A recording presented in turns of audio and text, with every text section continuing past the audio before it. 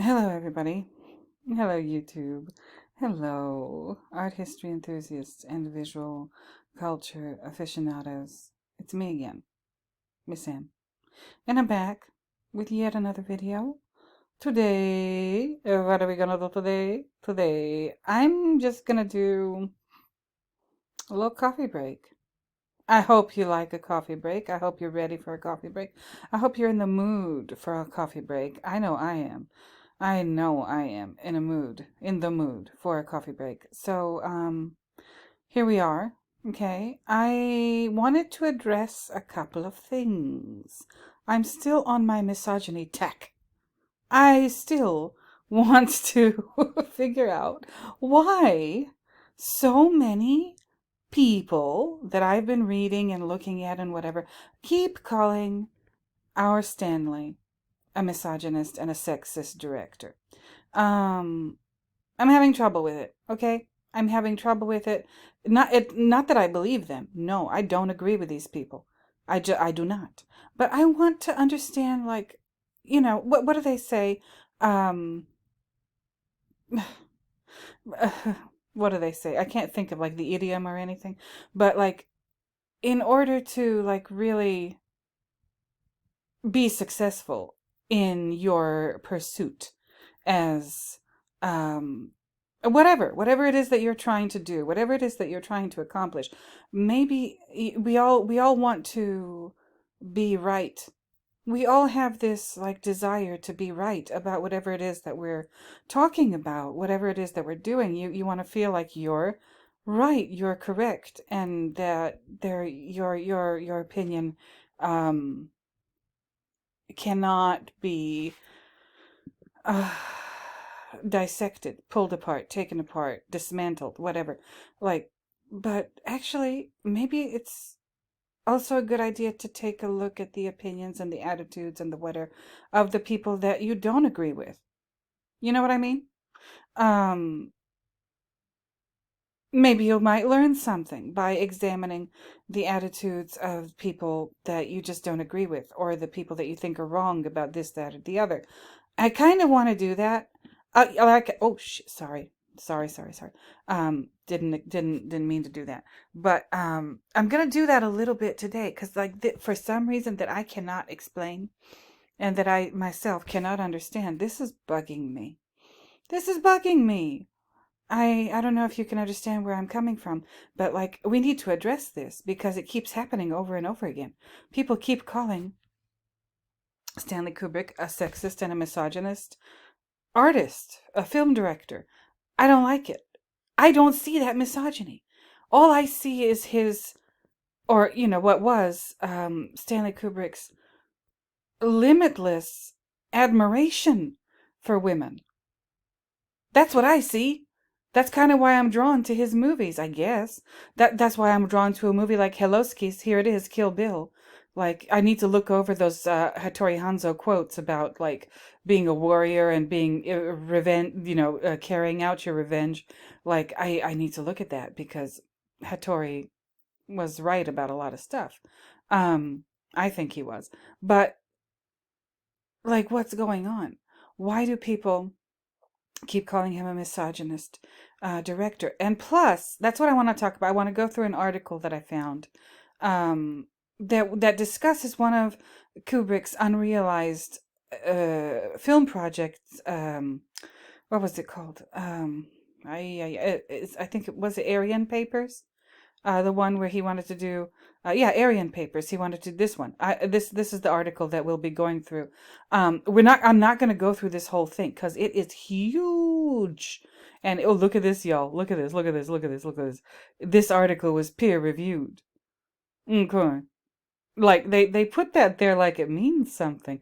This article was peer reviewed. No senses of cinema. None of that means anything. You didn't have to put that this article was peer reviewed. You really didn't, because that doesn't make me believe and agree with whatever's here anymore than I do because you said it's peer reviewed.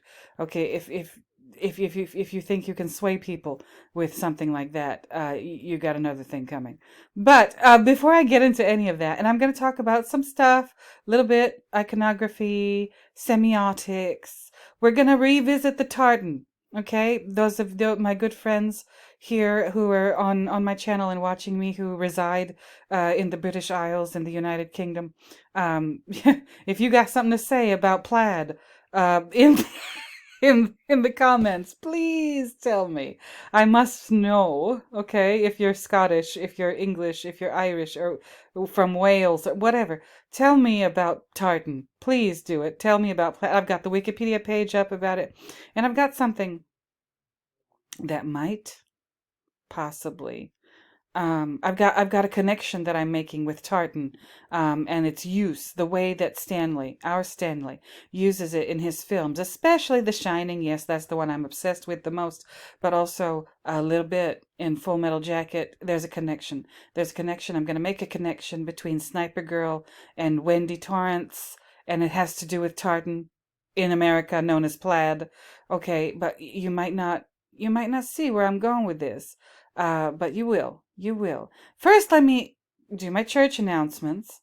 Okay, now that you're all comfortable and I've been rambling for 6 or so minutes. Okay. Let me do this. Okay, so it's time, good people, good viewers, good listeners. It is time for you to fire up the percolator.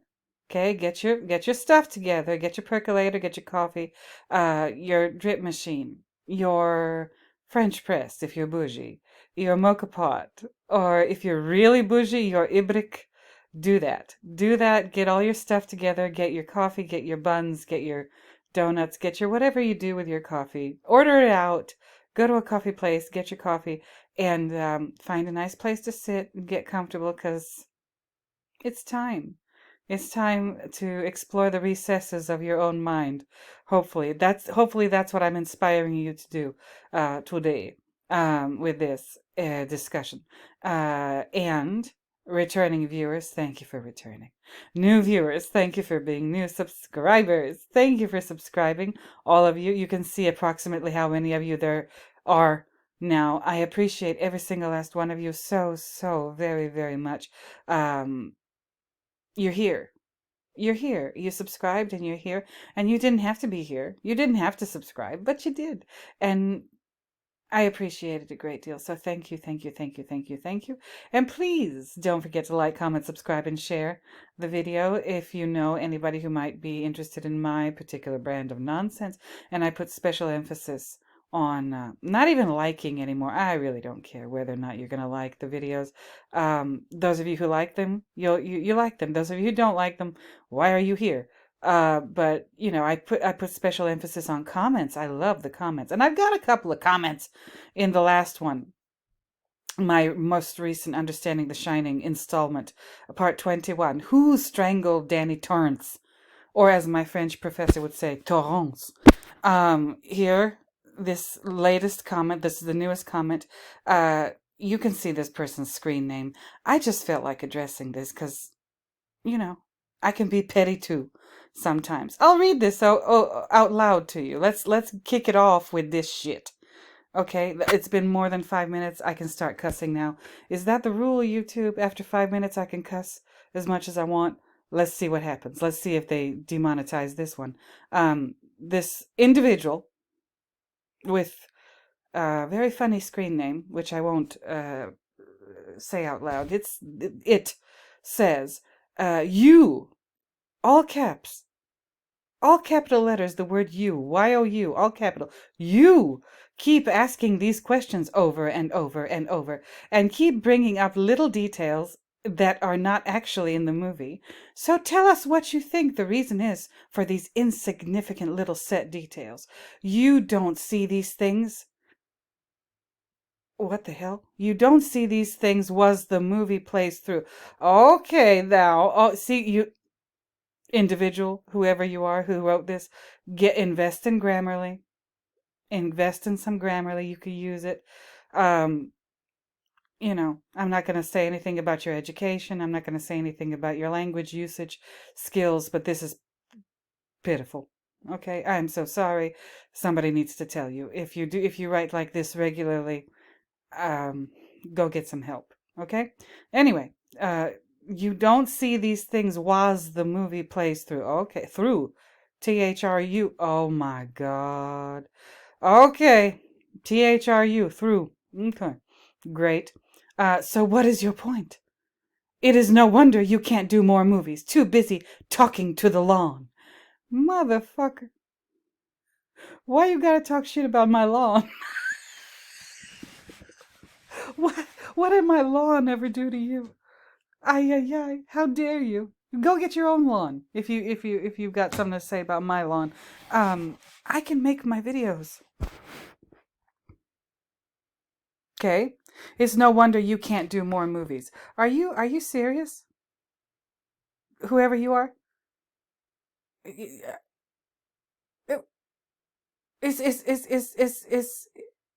have you ever met a person who studies who's dedicated their life to studying one author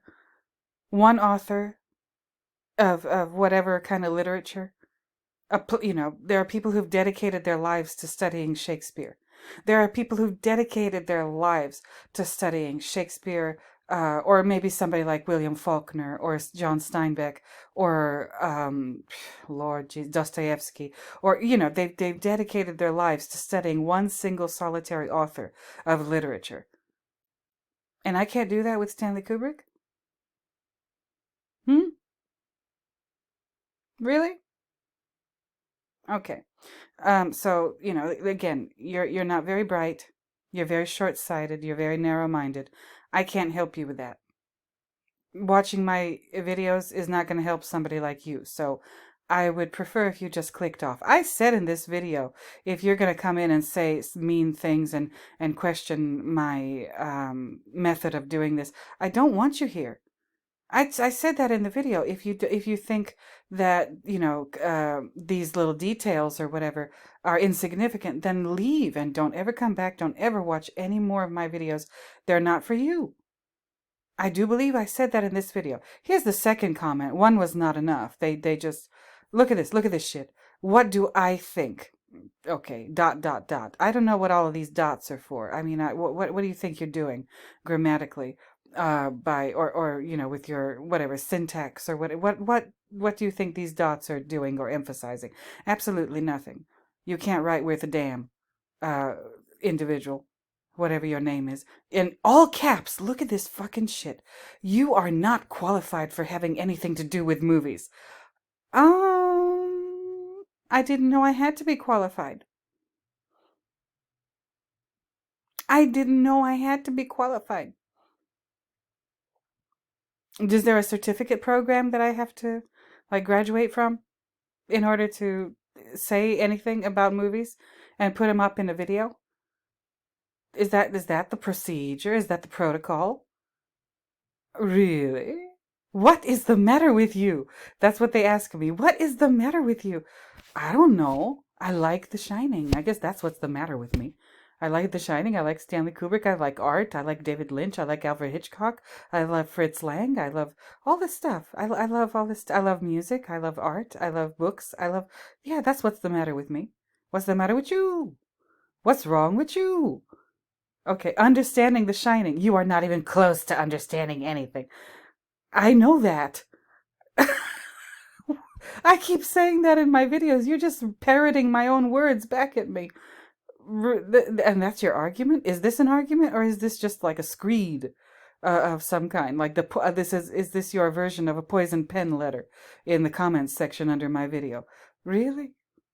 Okay, let me keep it moving. And this is not all caps. And okay, that's not the Colorado Lounge. It's not? Okay, it doesn't really matter what it is or what it isn't, especially with regard to your comment, but okay. I suspect you are focusing on the minutiae because that is all you understand. Um, Sir, madam, whatever you are, um, no, that is not all I understand. But yeah, I mean, maybe you're kind of right, you jerk. You hateful jerk. I am trying to understand The Shining on a cellular level. Yeah, if I can, I'll put it that way. I think that illustrates what I'm trying to do, at least somewhat. So what if things are out of place or gone? No one, including you, notices such things. Um, uh, yes, I do notice such things. I mean, and I point them out in the video. Did you watch it? Did you? And why are you here, by the way? You obviously didn't watch my video. You obviously don't know what you're talking about regarding me or the way I do all of this that I do. So what are you doing here? I'm getting awfully suspicious. Do you really think Kubrick isn't aware of all that goes into his movie? No, I do believe he's aware. That's the whole point. That I keep saying that he's very aware, and that's why he moves the furniture around and makes rugs disappear and everything. He's extremely aware. Do I really think Kubrick isn't aware? No, I do think he's aware. What are you talking about, you lunatic? Or that he creating. Oh, I okay. Is English your first language or second or third? What's going on? Or that he creating some super secret subplot just for loon balls like you. It's not just for loon balls like me. I think it's for everybody. I think it's for everybody who cares to take the time and look at it, really, really, truly look at it and think about it, which obviously isn't you. It's not for you. You, unfortunately, do not belong in the loon ball category. You don't get to join the loon ball club. You're not qualified to be one of us. Okay? I'm so sorry. Your application has been rejected. Remember that. You asked. I asked, but you didn't watch the video. I said, if this is how you feel, get out. And here you are. You are missing so much, and that's the real shame. I don't know. Maybe I am missing so much. And who are you to tell me whether or not I'm missing so much? Talking to me like this isn't going to teach me anything. If that's your aim, I doubt it is. But if you're trying to put me in my place, set me straight, yeah, this is not the way to do it. You lunatic, you maniac, you nitwit. This is not the way to help anybody if that's what you're trying to do, which you're not. You're not trying to do. You're just being abusive and mean. And this is the kind of commentary that usually YouTube gobbles up as far as censorship. Like, the algorithm usually identifies this for what it is. It's abusive, it's mean, it's unnecessary. There's no cuss words in here, so maybe that's why. Like the YouTube censorship thing didn't hoover this thing up. But I wanted to take a couple minutes and just show you. I get a lot more of these than this. I get a lot more of these that, again, YouTube does censor, and it goes into unpublished comments. But for some reason, this one slipped by. I'm going to leave this here, at least for now. Okay, I'm not asking you guys to go over here and reply to this individual. No, that's not my reason for putting this here. I'm not looking for like backup or anything. I just want you to see like what I kind of have to put up with regard to the way I do things. People have a problem with the way I do things. And this is just one example. Again, there are a good number of them that are hidden by the YouTube censorship algorithm. So this is it. Okay, this is it. I don't know what to think. I really don't know what to think. When I get comments like this, yeah, it's a little bit jarring when you see that somebody is using all caps and, they're obviously very passionate in their hatred for whatever it is that I'm doing here. But at the same time, this also gives me like a good nudge, lets me know that I am on the right track, and I'm happy. I'm kind of happy to see this.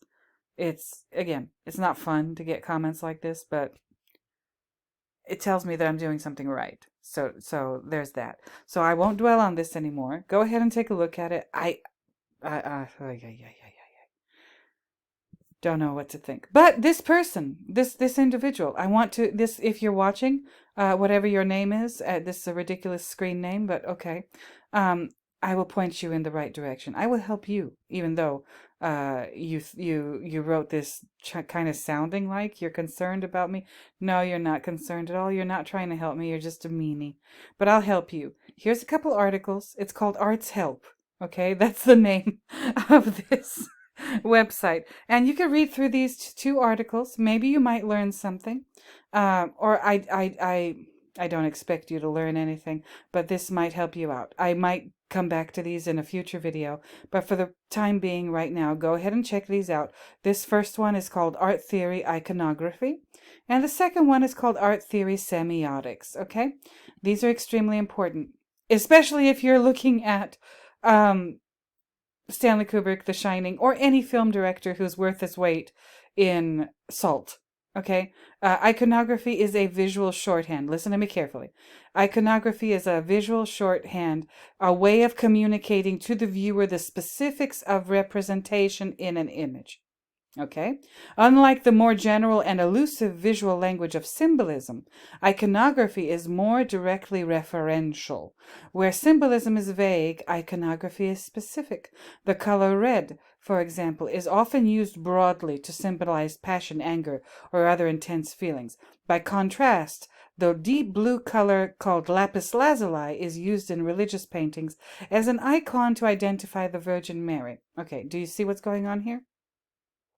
Icons are typically more culturally storied and less psychological than widely used symbols, but are often derived from common images. Lapis lazuli is a natural blue stone made from several minerals, first recorded for decorative use in Egypt 4000 BCE and most commonly mined in Afghanistan. By the 5th century CE, the stone was prized for okay, I don't need to read the rest of this. But so you see an example of this lapis lazuli blue. Okay? Now, iconography, a visual shorthand, a way of communicating to the viewer the specifics of representation in an image. Okay.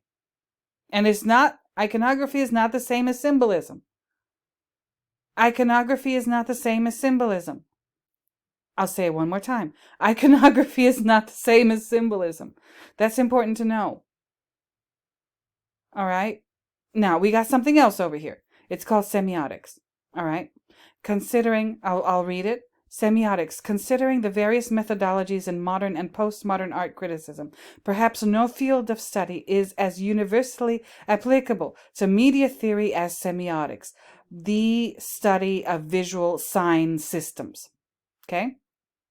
Often confused with the symbol itself. Listen to this carefully. Often confused with the symbol itself, semiotics is the study of how certain symbols acquired their meaning. Do you feel me here? Semiotics is the study of how certain symbols acquired their meaning. Okay. Now, iconography, remember, iconography is not symbolism.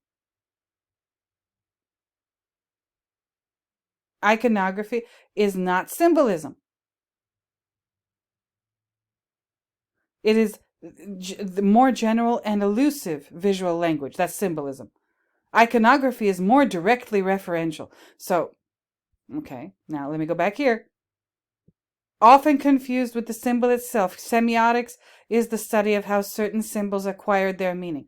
What you should be getting an idea of real quick right now, symbolism and iconography are related. Okay? Symbolism and iconography are related.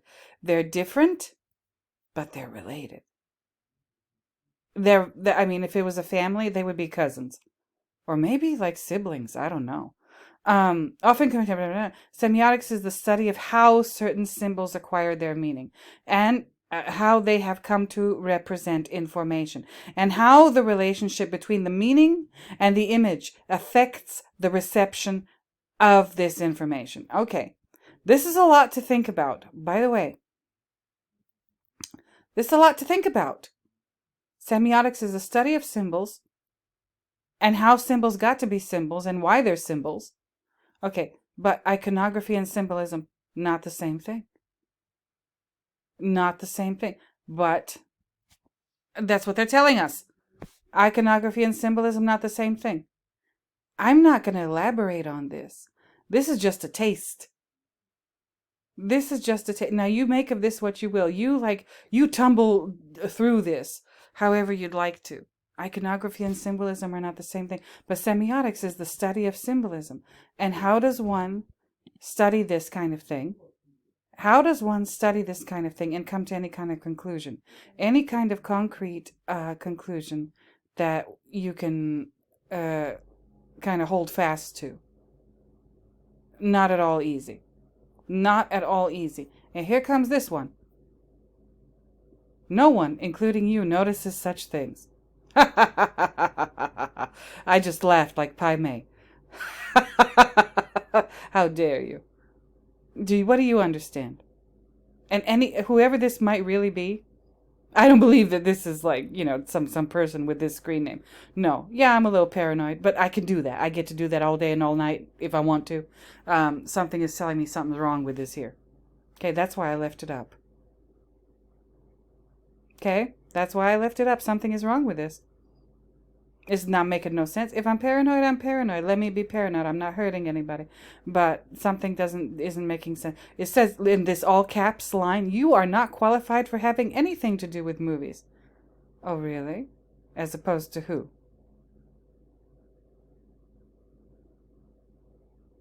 As opposed to who? Okay, let me let it go. Now, one day we might do like a serious thing about the differences between iconography and iconology and symbolism and semiotics and all of that stuff. Maybe. Again, this is not easy. And the language that they use is actually, it kind of seems like it's meant to make you more confused. I don't know. How do you think? What do you think? So I'm going to take my own little coffee break. And then we're going to get into this article, this enormous article. Again, it's peer reviewed. That should make me shake in my boots, right? I'm not going to read this whole monstrous thing.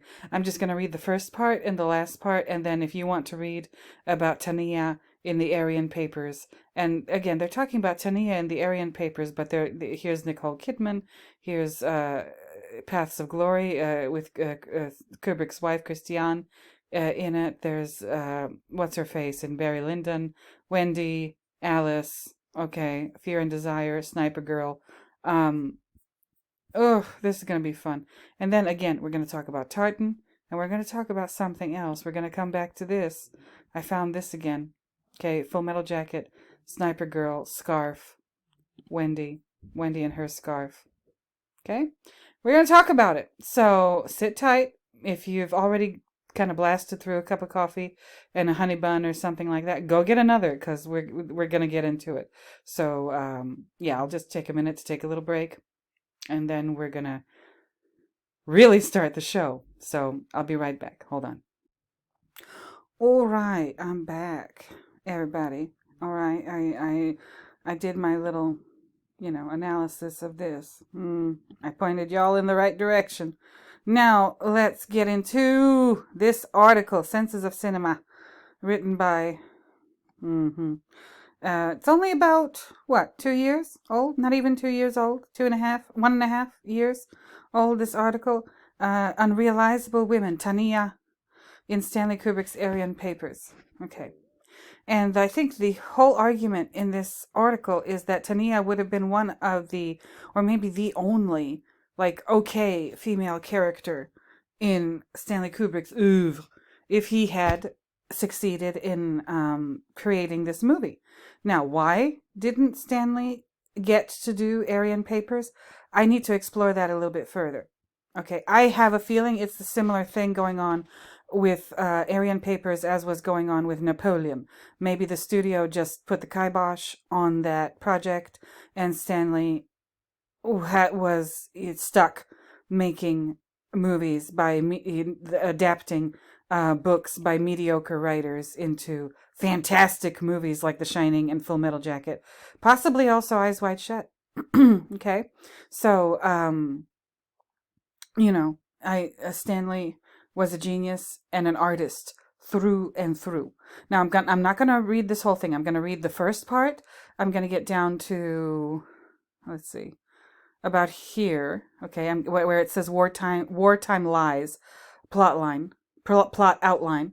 I'm gonna cut off at that because you can read all of this in your own time.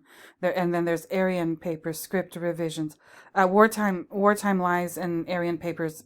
They're talking about the same movie, because I've read about it a little bit before. But this is interesting, and I was looking for an article to sort of tell me what Aryan papers or wartime lies, whatever you want to call it, would have looked like had Stanley Kubrick done it. And this is the lady that he would have cast as the lead role, Tania, Joanna Terstege. Okay, and then I'm gonna read the conclusion. All right. Needless to say, I think you could figure it out already that I don't agree with this author. Okay? I don't agree with the writer of this article. I think they got a lot of stuff wrong. And of course, it's one more time on yet another bashing of Stanley Kubrick regarding his misogyny. Alleged. I don't think Stanley Kubrick was misogynistic at all. His misogynistic, sexist. No, I don't think that's what's going on with Stanley in the least.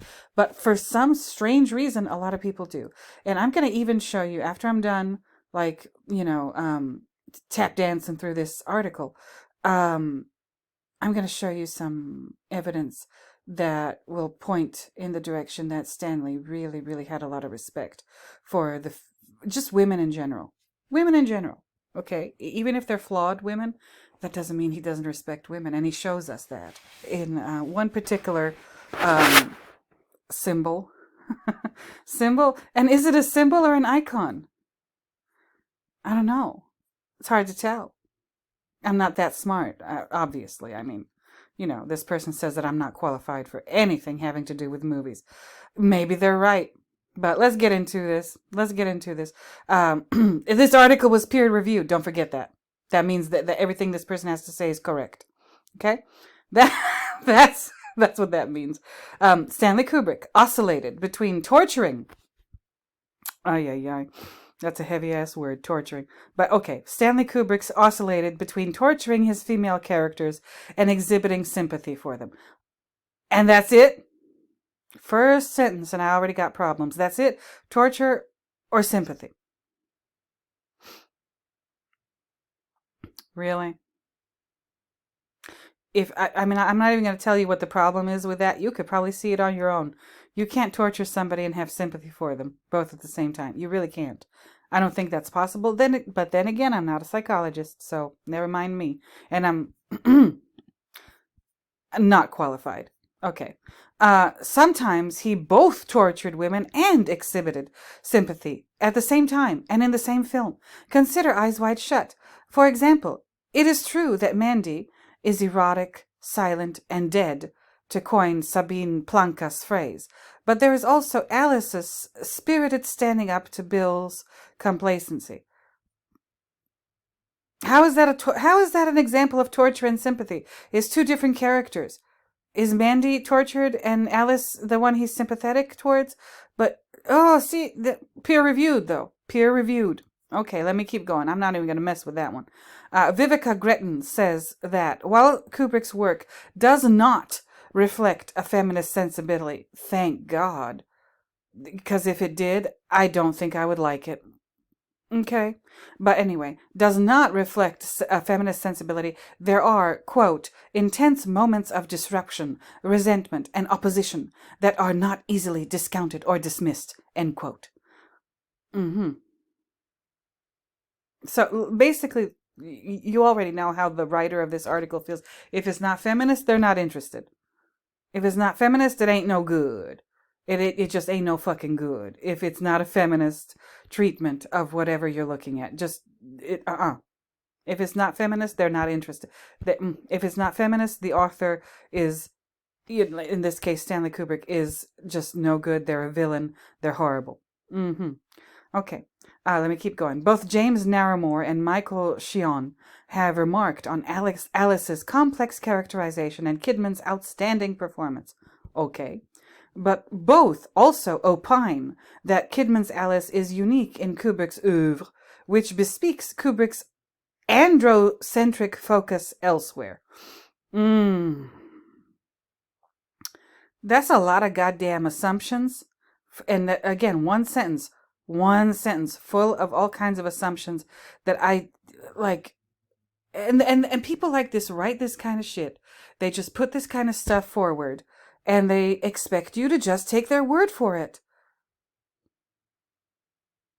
Why? Androcentric. How dare you? Androcentric. Like, but what are they don't tell you where they base that, what they base that on. They don't. They just like spit it out or spit it up, really. And it just accept you to accept you. Excuse me, no. They accept you. They expect you to accept it and unquestioningly. Really? Okay. Let me keep it moving. However, I want to suggest that in the context of Kubrick's unrealized work from the 1990s, Alice does not seem such an aberration. She emerges, rather, as part of an evolution in women's empowerment that can be traced from the 1950s to the 1990s. Okay. This is not to say that this is a smooth progression. As Napoleon has remarked, Kubrick was, quote, simultaneously a sexist director and one of the most interesting depictors of a fundamental sexism in men's treatment of women, end quote. Why was he a sexist director? Am I missing something?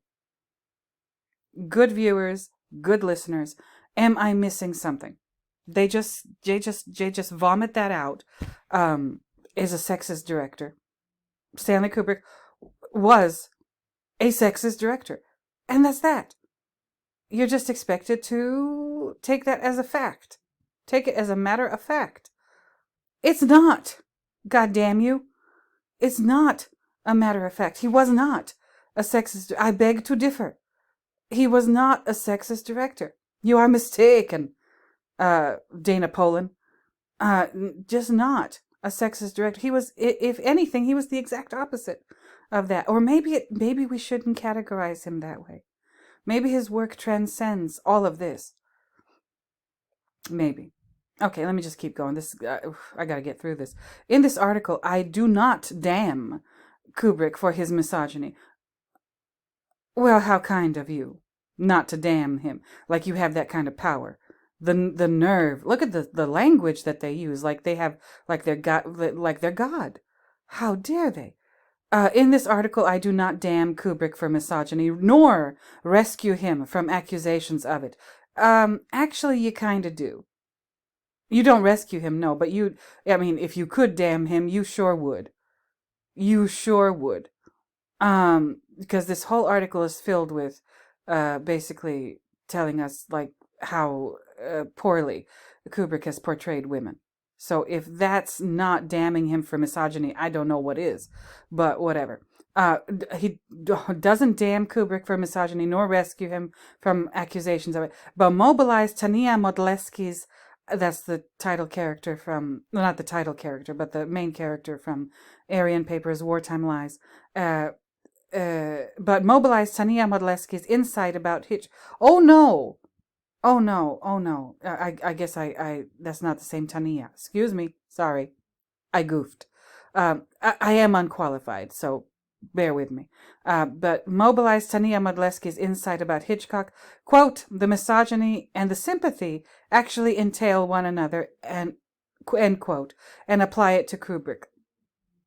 So a misogynist can simultaneously be sympathetic to the object of his hatred. And we assume that all misogynists are men. Okay. See, I don't know how that goes together. I really don't. How can you hate something and feel sorry for it? Or maybe that is exactly like what's going on with misogyny, and these people are so short-sighted and narrow-minded and stupid that they don't even have a really good understanding of misogyny or sexism itself. They don't have a very good grasp on the human psyche and how it works. Maybe hatred and sympathy are connected. Maybe I have no idea. Maybe I've just kind of like hit something with my shovel. I don't know. Or my pickaxe. I don't know. Y'all tell me. I work from Kate Mann's definition. Okay, what's Kate Mann's definition? Here's the quote. Misogyny primarily targets women. Primarily targets women. I thought it exclusively targets women. Never mind. Misogyny primarily targets women because they are women in a man's world. In other words, a historically patriarchal one amongst other things, rather than because they are women in a man's mind, where the man is a misogynist. What kind of bullshit is that? Oh, shit. Let me read that again. This is according to somebody named Kate Mann. Misogyny primarily targets women because they are women in a man's world, rather than because they are women in a man's mind, where that man is a misogynist. Oh, that sounds ridiculous to me. To me. To me, it sounds ridiculous. Misogyny primarily, no, misogyny, as far as I understand the term misogyny, it's supposed to exclusively target women. Why?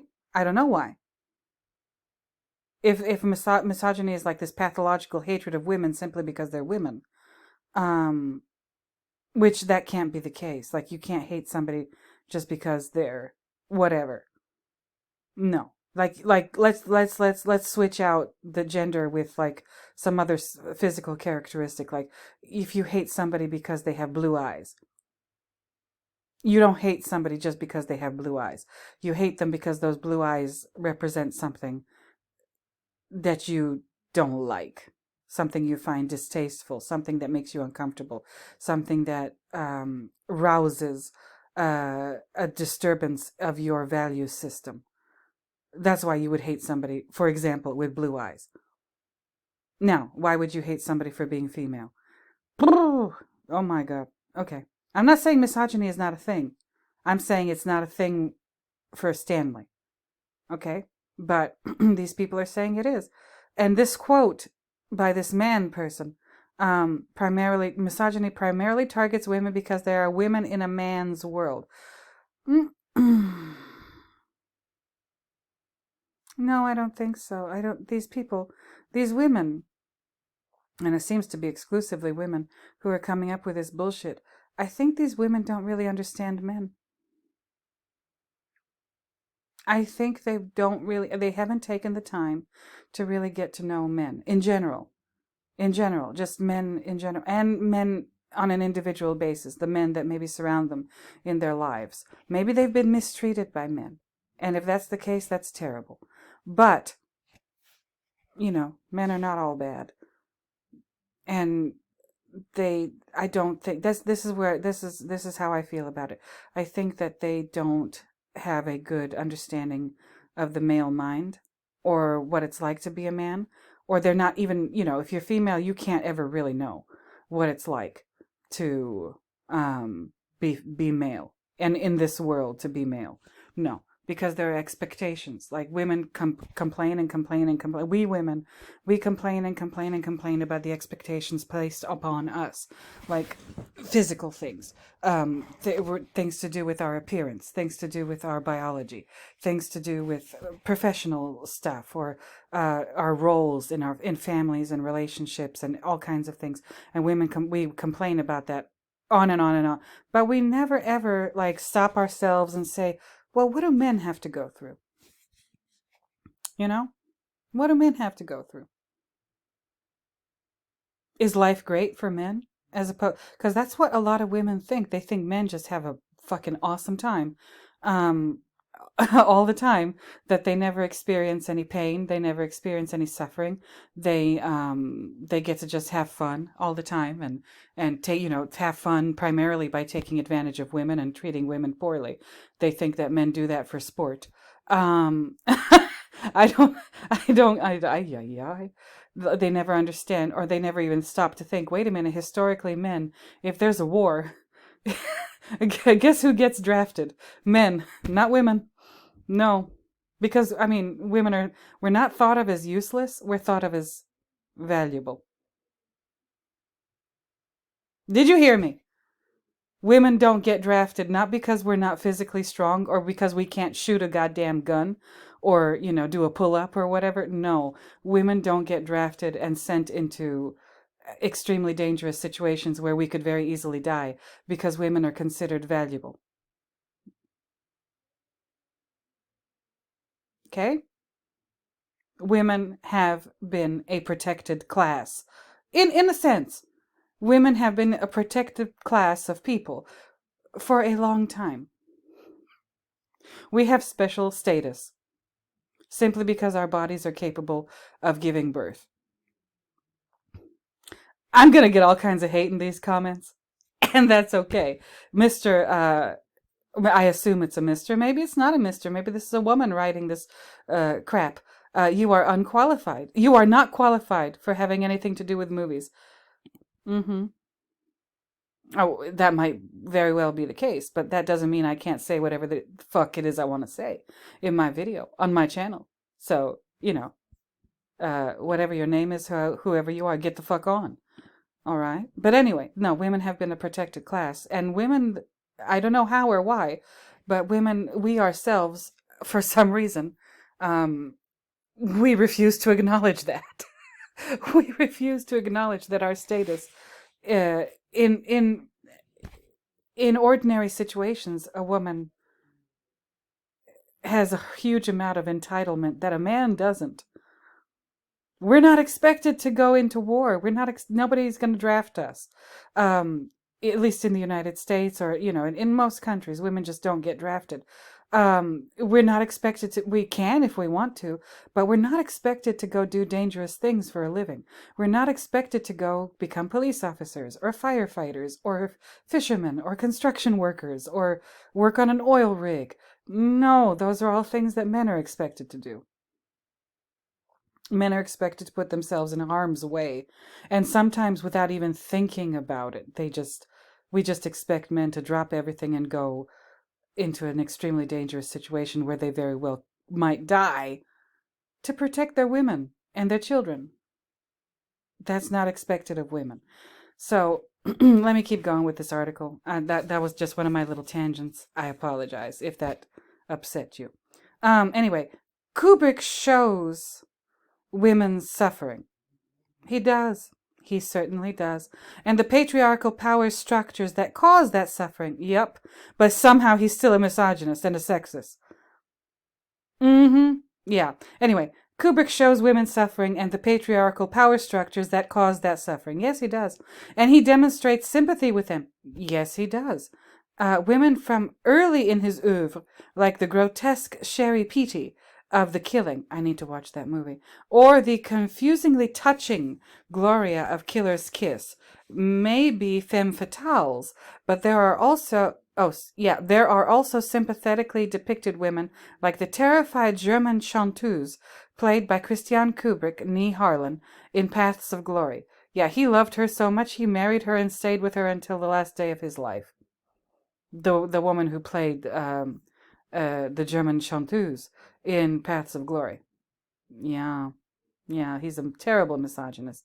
But like what I said, he shows women suffering and the reason why they're suffering, according to these people, the patriarchal power structure. Maybe that's not the reason for their suffering, by the way. Maybe that's not the reason why women suffer, because of patriarchal power structures. These people focus exclusively on that.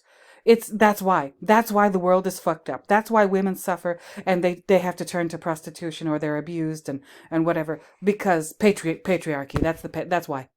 That's why. Maybe that's not it. Maybe it's something else. But again, short-sighted, narrow-minded, myopic crap. They're not going to look at an alternative. Maybe that's why. The patriarch, maybe, oh good heavens, what if it's the exact opposite of the patriarchal power structure? Maybe, what if that's the reason for women's suffering? Maybe it's not the patriarchy, maybe it's the matriarchy. Wouldn't that be some shit? I don't know. Okay, let's keep it moving. I got to get through this article.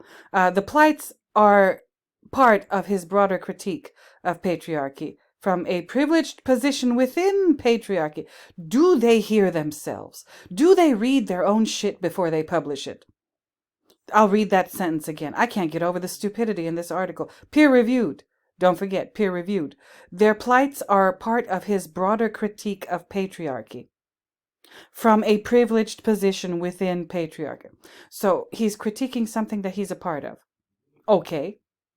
All right. I get that part of it. I'm not that stupid. But again, what is he really critiquing? I don't believe he's critiquing the patriarchy.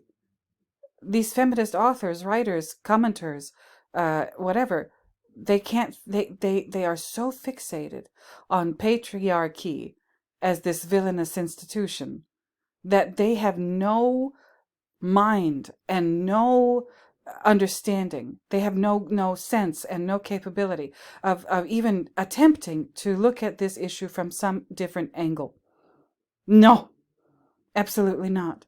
They have decided, and they're going to hold fast to this. They're going to hold fast to this like their life depends on, and it does depend on it. All of their jobs, all of these people probably work in academia or publishing or something along those lines, and their job depends on them spouting this hooey over and over and over again. That's how they get paid. They have to toe a line themselves.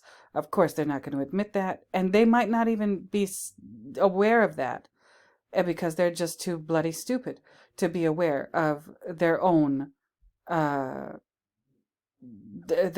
own kind of blind spot. These people are dyed in the wool. If you've ever read oh my God, I can't think of the name right now, but an author, I think he was a sociologist, and he was like an everyman kind of sociologist. His name was Eric something. I can't remember the last name, but the name of the book is called True Believer, and how it's about how fanatics are created, how fanatics and how fanaticism, where it comes from. I might look it up during my next coffee break. We shall see. But Eric, oh God. Hold on one second. Okay, y'all, found it. I just had to show you. It's called The True Believer. It was made by a man named Eric Hoffer. He was an American moral and social philosopher. He was the author of 10 books and was awarded the Presidential Medal of Freedom in February 1983. His first book, The True Believer, was published in 1951, was widely recognized as a classic. Okay? And published in 1951, it depicts a variety of arguments in terms of applied world history and social psychology to explain why mass movements arise to challenge the status quo. And basically, I've read it. It's just like reading George Orwell's Animal Farm. But, it's not a novel. It's a work of social science, right? Hoffer discusses the sense of individual identity and the holding to particular ideals that can lead to extremism and fanaticism among both leaders and followers. So, and my question, the only question I have is, do these people realize that they're full of shit?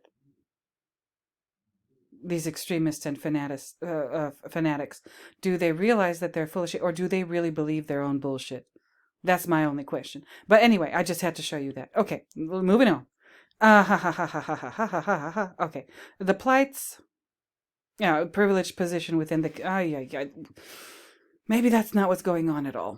Maybe we shouldn't be focused on the patriarchy at all. But whatever. The femme fatales reveal the problems for women living for and through men. Okay. The German girl is out and out terrorized, but Kubrick's women are more than victims of patriarchy.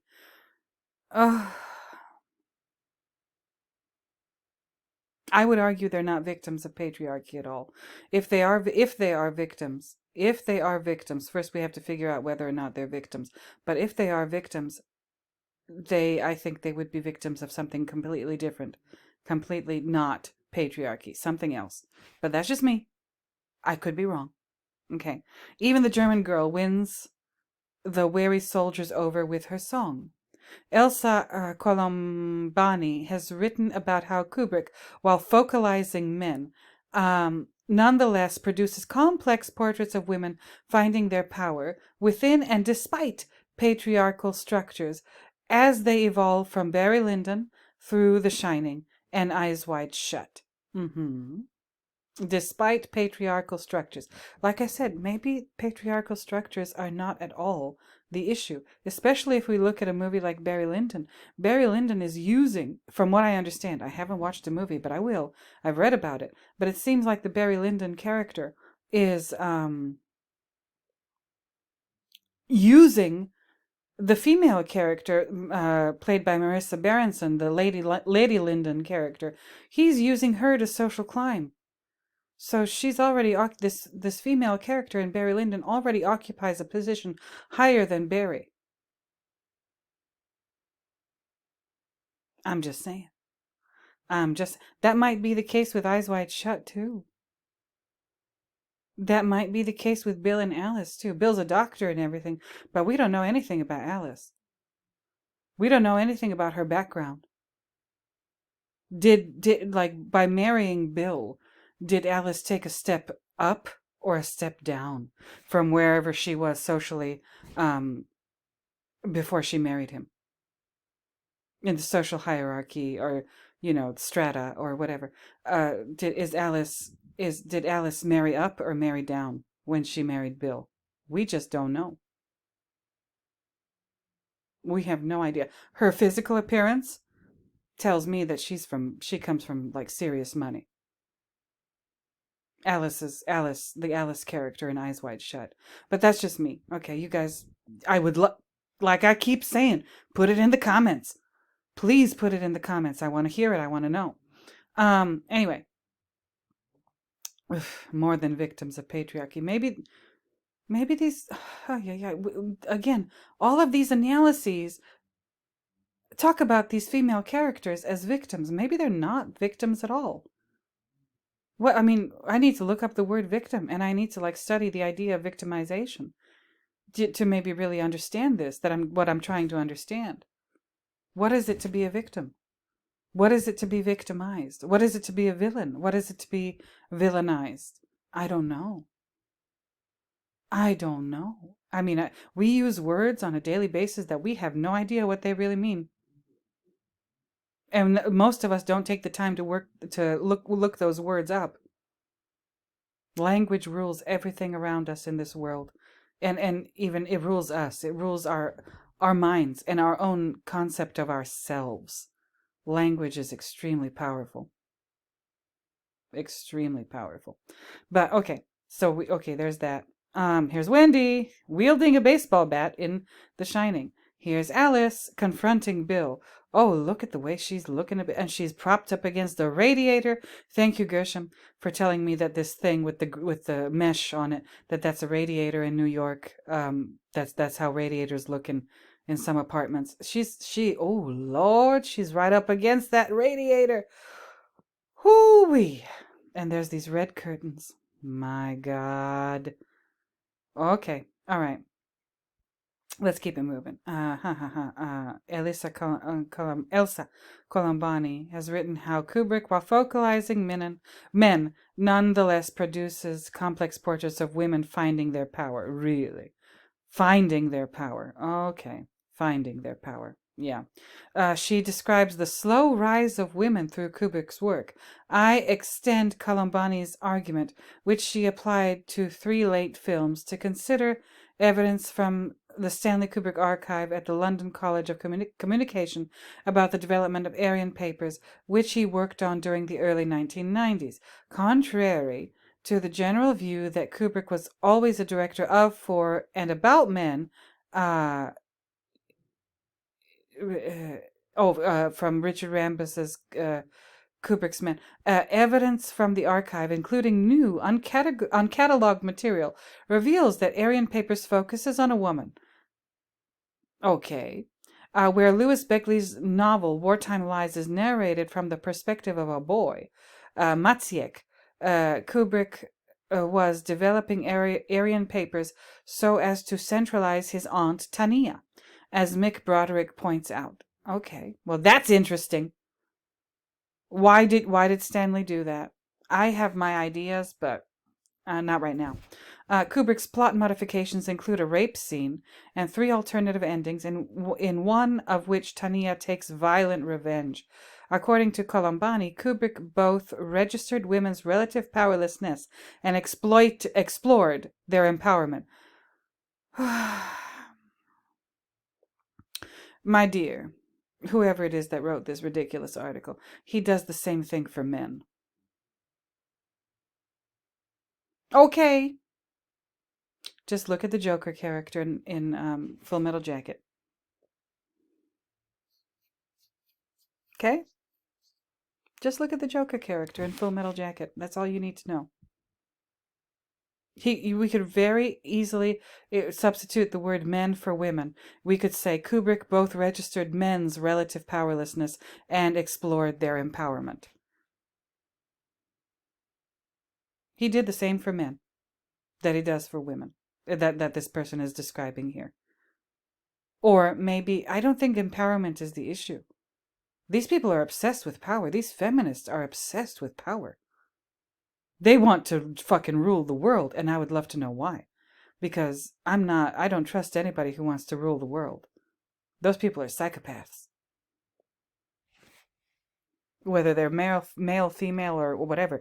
If you want to be in charge of everything and everyone, I don't trust you. Empowerment. Jesus Christ. Okay. The same is true of Tania, who is alternatively victimized and allowed to take power through evolutions of the script. In terms of the timeline, Colombani suggests 1975 through 1999. Aryan Papers falls in the early 90s, so relatively late in the development process that saw women rise in Kubrick's work. These people are idiots. These people don't know how to watch a movie. They really need to, take a look at my videos. I'm so sorry. I could help you. I really can. You just got to be ready. You got to be open to the process. I'm going to sound like one of those life coaches. You got to be open to the process. You got to let go of all your bullshit and clear your mind and just be, or maybe not clear your mind. Maybe not. Maybe it should be like cleaning out the garage or cleaning out the attic or cleaning out like those boxes you keep under your bed or whatever. And don't just throw everything away. You got to go through all the shit. And I should actually do that with my own house. My God, my garage is a mess. But anyway, like you got to go through all the boxes. You got to go through all the bags. You got to go through all the shit. And you got to look at every single last fucking thing in your possession. Now I'm using this as a metaphor for your mind, but you could do this with your garage or your attic or your drawers or your cupboards or whatever in your house. And look at every single item and say, do I need this?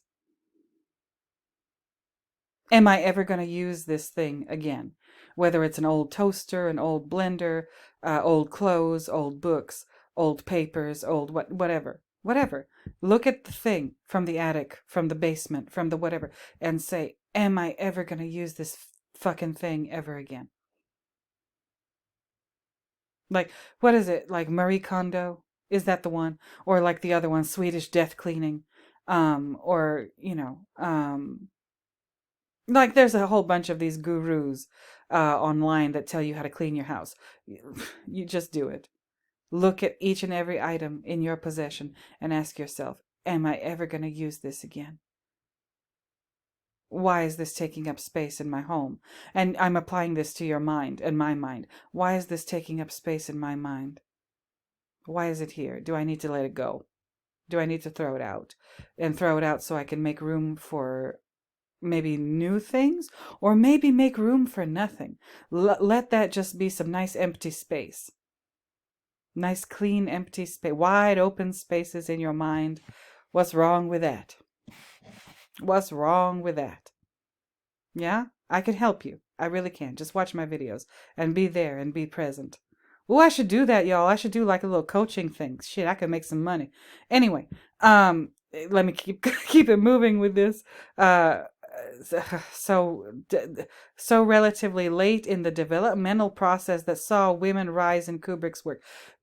Like, for example, Richard Tankard of Tales Stashy, I hope you're listening. We could tell them a thing or two about Lolita. Lolita, she's treated horribly by that goddamn, or Dolores rather. She's treated horribly by that goddamn Humber Humber character. That son of a bitch, that sleaze ball. And she escapes. I believe she escapes. She makes a run for it. And, and we cannot rely on Humbert Humbert's narration. We cannot rely on Humbert Humbert's telling of the story. Maybe she doesn't die. Maybe Dolores doesn't die. Maybe in his mind, she is dead to him because she got away. But she's not, maybe she did live happily ever after with her husband, Richard. I think was that the husband's name, Richard or Rick or Dick or something like that? Like maybe she does have a baby and live happily ever after with him in Alaska or wherever they go. These people need to rewatch Lolita with a better pair of glasses, I think. But I might have to take another cup. This is going to be a long ass video, y'all. Get ready. You might have to replenish your coffee cup again. Okay, how much more have we got here? Okay, just a little more. Let me get through these couple of paragraphs. Okay, let me try to blast through this. All right. Contrary to the general view that Kubrick was always a director of Did I already read this? Hold on. Yeah, I already read that. Let me keep it going.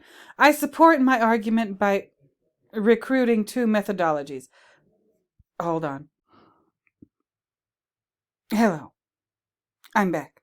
I had to abruptly leave because I had some shit I had to deal with. But let me get through these next two or so paragraphs, and then we're going to move on to the next segment of this presentation. Okay. Now, where are we going with this and why? Here it is.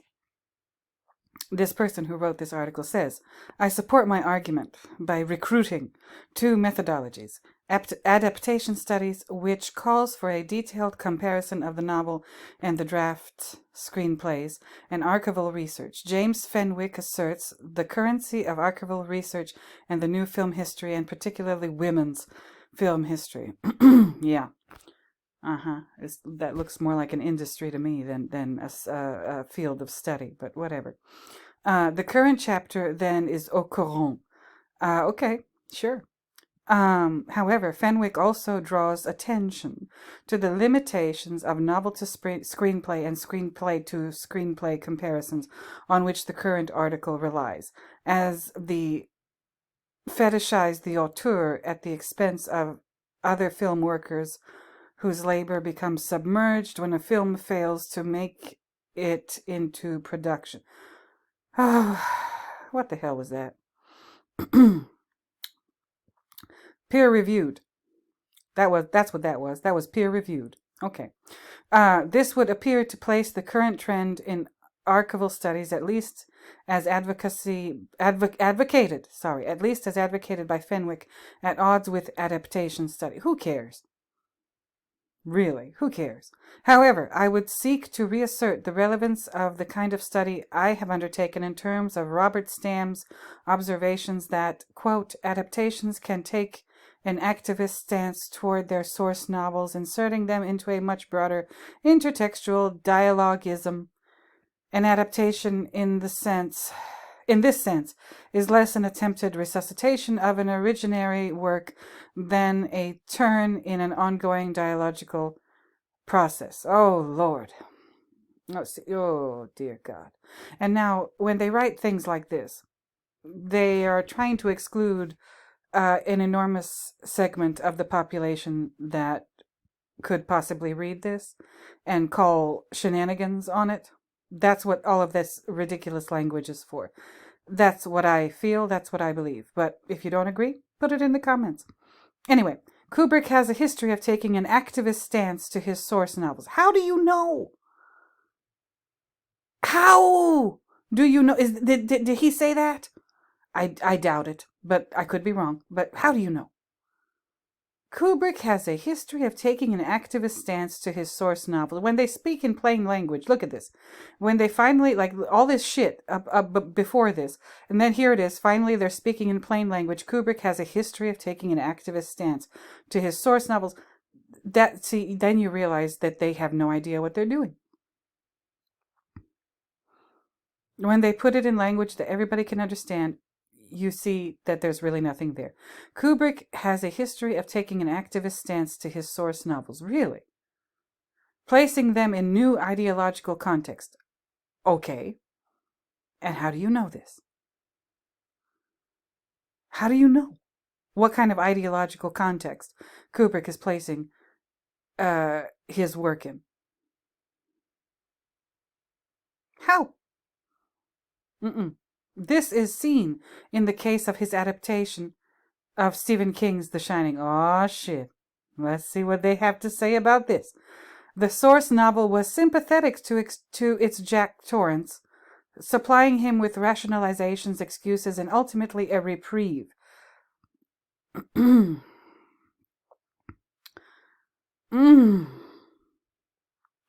I just don't agree with that. It's sympathetic to the Jack character because Stephen King is a piece of shit. And Stephen King is writing about himself. That's who Jack is. Jack is Stephen. Sneezy, really. But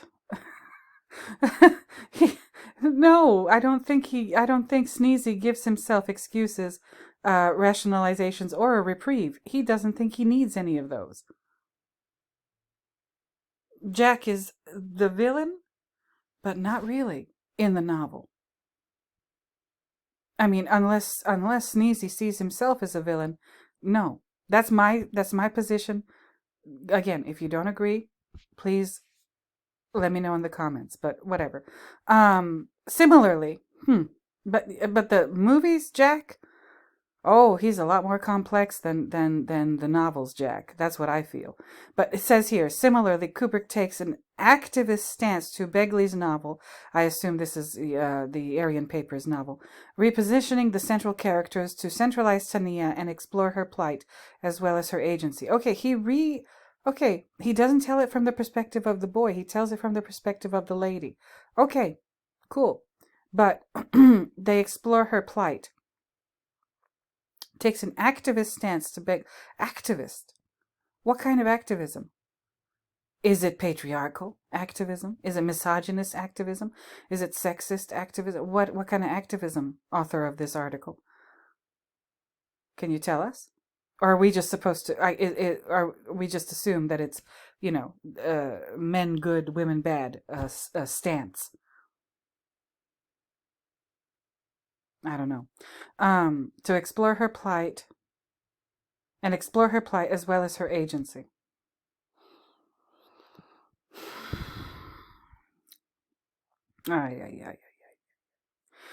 Nor does this approach mean that I neglect film workers other than Kubrick, as Fenwick fears. Who cares? Why are you basing everything you have to say on something somebody else wrote? Author of this article. Why are you basing everything you have to say on an extension of something someone else? Everything you have to say is an extension of something somebody else wrote. You're not taking somebody else's writing and like fighting with it or trying to really understand it or saying, no, all of these people you agree with, basically, otherwise you wouldn't be including them in this thing. So far I haven't seen this author include quotes from people that they don't agree with. They just take somebody else's work and then add to it, and it's usually more of the same. And they make it sound like they did something. They didn't do anything. Oh, Lord, this is the peer-reviewed. That's what peer-reviewed means, by the way.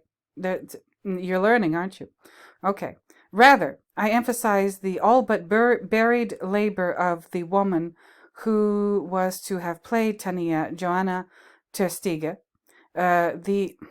I emphasize the all but buried labor of the woman who was to... What the hell? The apparent incompatibility of archival studies and adaptation studies is not a barrier, nor is conducting novel to screenplay and screenplay to screenplay comparisons redundant. This is some bullshit. There, I said it. Rather, bringing together these two methodologies, one relatively new, one relatively old, produces new insights. No, there are no new insights here. It's more of the same. It's more of the same. It's like having the same food day in and day out. Somebody told me once, somebody that I respect very much told me that if you take your favorite food, food that you just love eating, whatever it is, Chinese, Mexican, food, or burgers, or like even if it's something really fancy and really luxurious and really beautiful and wonderful, like lobster or steak or whatever, and if you ate that food that you love, that you absolutely love, every single day for a long time, like weeks, months, whatever, if you ate whatever it is that's your favorite food, it doesn't have to, like, it can be dessert. You love cake. You eat cake every single day. You're never, after a certain amount of time, you're never going to want to see cake ever again as long as you live. Or Chinese food, or Mexican food, or lobster, or whatever it is that you like to eat. After a certain amount of time, you're going to say, fuck that lobster. Fuck that Chinese food. Fuck that cake. I don't want to ever see it again. Don't show it to me again. If I see it again, I'll vomit. But these people who write these things, they never get sick of the same food. When I say food, I mean, the literature and the ideas that they consume when they read whatever books it is that they were told to read by their peer review committee. They never get sick of it. They seem to just enjoy the same thing over and over and over again every day. I don't know. That's just how I view this. Let me know. Let me know in the comments if you agree with me or not. And if you don't agree with me, that's fine. Just don't be an asshole. Don't be a misogynist, sexist, patriarchal asshole. Oh dear. Okay, I'm having fun with this. I didn't know that I would enjoy this so much. But anyway, produces new insights, my ass. Stop it. Filippo Ulivieri, who seems like a pretty nice guy, identifies Aryan Papers as Kubrick's third big project of the 1990s. Okay. The novel Wartime Lies was published in 1991, but Ulivieri says that Kubrick's adaptation of it was, quote, actually the tip of an enormous iceberg that floated around the director since the 1950s. This is kind of why I like Ulivieri. He makes statements that make sense. He does. That's all I want. All I want is for your shit to make sense. That's it. Is that too much to ask? Okay. This was an idea concerning World War II and the Holocaust from the perspective of its victims. I really wish that Kubrick had made this movie. I really, really wish that Stanley Kubrick had made this movie, and I really, really wish he had made the Napoleon movie. But alas, for some reason, the powers that be said, no, Stanley, we're not going to have you making like these serious statements about these serious things. We're going to leave that to people who aren't nearly as qualified. Yeah. Or, that's what the studio, I guess, told Stanley, that he was not qualified for having anything to do with movies about World War II or the Napoleonic Wars or Napoleon himself. Fucking Warner Brothers. Oh my God. Okay. From the perspective of its victims. They're assuming a lot. They're assuming a lot. They're assuming a lot. From the perspective of its victims. Okay. Just because the story is being told from the perspective of the victim, allegedly, doesn't mean that it's about the perspective of the victim. But these people, Gershom, you told me about levels. Oh, dear. Okay. keep it moving. This illustrates a fact about Kubrick that is important to understand, because many of his projects gestated over a long period, as they should have. Most people could take a lesson from Stanley about that. And he returned to them and reworked them as he matured. He may also have reworked their central concerns, like gender, again with the goddamn gender. So that they may have evolved with the times. Okay. That Kubrick's development of women in war evolved is clear when one considers the contrast between the terrorized victim girls of Fear and Desire and Paths to Glory to the sniper girl in Full Metal Jacket. No. Why do you think that these three characters in these three movies, that they're evolutions? What makes you think that? I mean, again, this is an assumption. This is a serious assumption that they don't back up at all, that I can see. How do you know that the sniper girl is also not a victim girl? How do you know that, author of this article? Ooh, see that big problem. Big problem. There she is. And we're going to talk about her shortly after I'm done with this. Where in the early films, Kubrick's film register. Oh, excuse me. Where in the early films, Kubrick's films register women's relative powerlessness. Do they really? In the later Full Metal Jacket, he explored the growth of women's empowerment. Did he really? Albeit in a terrible form. I think that the issue of women's empowerment is, what do we call that? I hope I don't get this wrong, and I hope I don't sound too ignorant, but I think that the issue of women's empowerment is basically a moot point. Okay?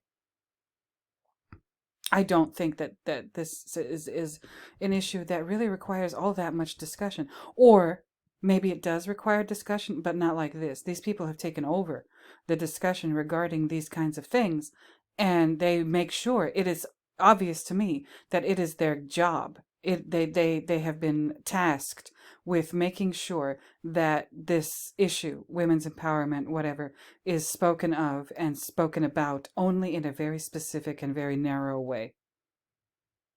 That's why no progress has been made. Feminism? Maybe not even such a bad idea.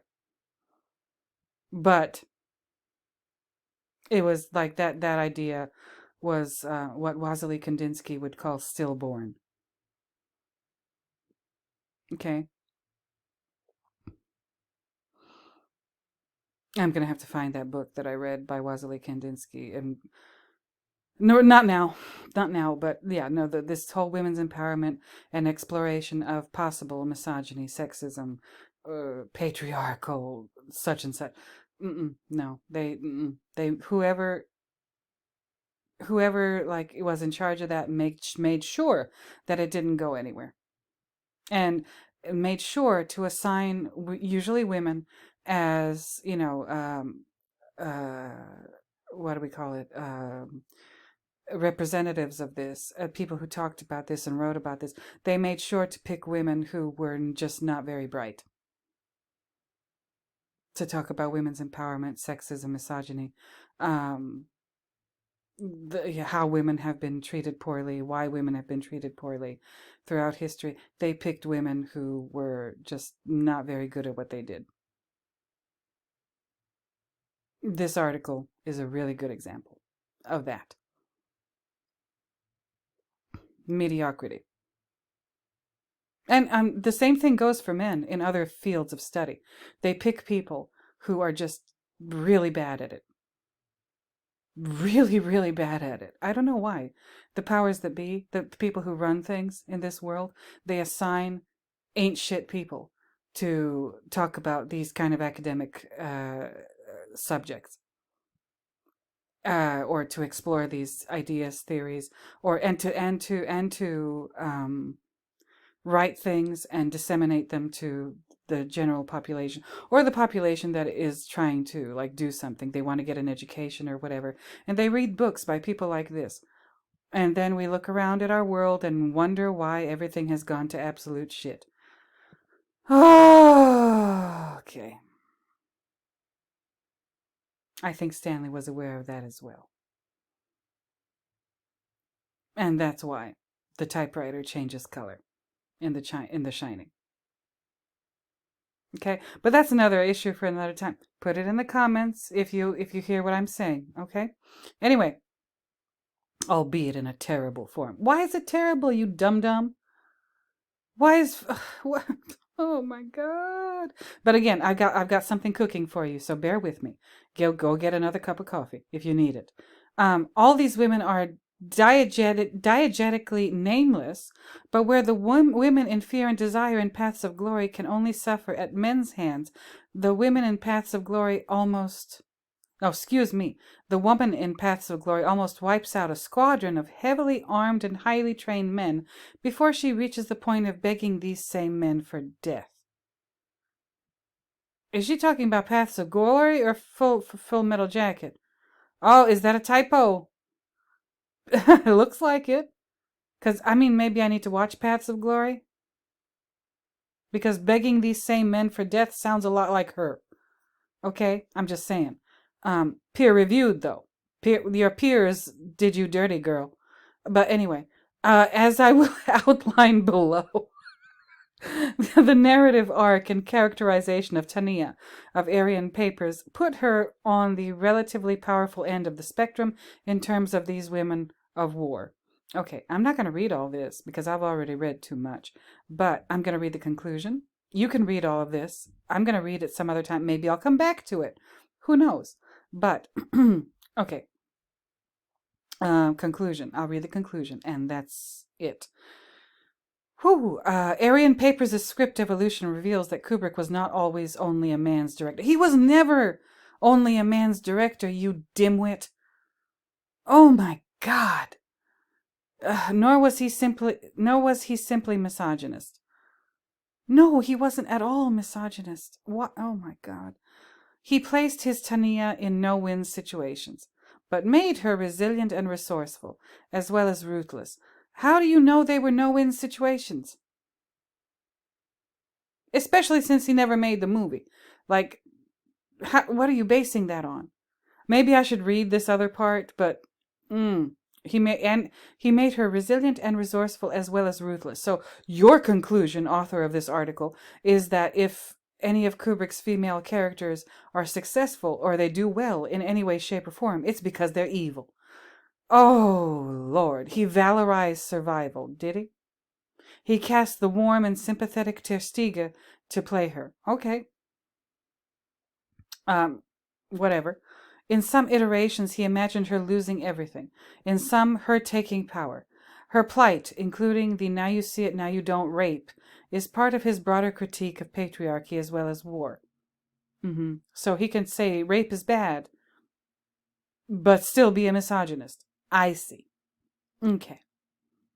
Above all, Tania represents an advance in imagining women's resilience in the face of war and the depredations of men on the nameless girls in Fear and Desire and Paths of Glory. With Tania, it is as if Kubrick gives the girl sniper in Full Metal Jacket a backstory and vindication. See the reaching that's going on here? The assumptions, the preconceived notions, the certitudes, the reaching. I don't like it. I don't like it. At the same time, At the same time that Kubrick's films register women's relative powerlessness, they also explore the growth in women's empowerment that occurred off-screen, parallel to the development of his career from the 50s to the 90s. Okay. The unrealizability of the project, however, reveals a lot about the economics of filmmaking. Oh, really? Jesus Christ. Without a marketable Hollywood star, and possibly without a masculine success narrative, Kubrick perceived that Aryan Papers was doomed to fail.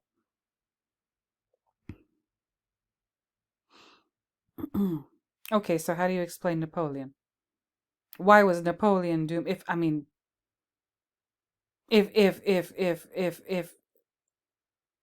Napoleon wasn't a masculine success narrative, I don't know what was. Why didn't they let him make that either? No. In this, he reveals that he was not exempt from broader industrial condition. No, yeah, no, really? Yeah, no, he worked for the studio. The studio is the one who told him what to do, and they threw The Shining at him, and they said, make a movie out of this, and it was horrible. And he somehow figured it out. He made a marvelous movie out of The Shining, the novel. Nobody gives him, like, nobody credits Stanley Kubrick with taking that turd and successfully polishing it. Like, he deserves, like, a special award, a special recognition for taking that hideous novel by Sneezy King and making it into arguably one of the, no, not arguably, no, one of the very best American films of the 20th century. No, nobody says, like, look at the shit that he had to work with. No, nobody says that. Everybody says it's a good book. Why? It sounds terrible to me, but whatever. Okay. Jesus. Not only is it necessary to set his alleged misogyny in the political context of patriarchy, and to see him depicting women's situations in a man's world, it is also necessary to place his achievements or frustrations in the context of Hollywood. What the fuck did I just read? Not it's necessary? Necessary? To set his alleged, I'm surprised they used the word alleged, but to set his alleged misogyny in the political context of patriot, it's necessary to do that? Why? Why is it necessary? Who told you that it's necessary? The peer review? Are they the ones who told you it was necessary? Perhaps Kubrick was not so exceptional after all. Oh my God. Oh my good God in heaven.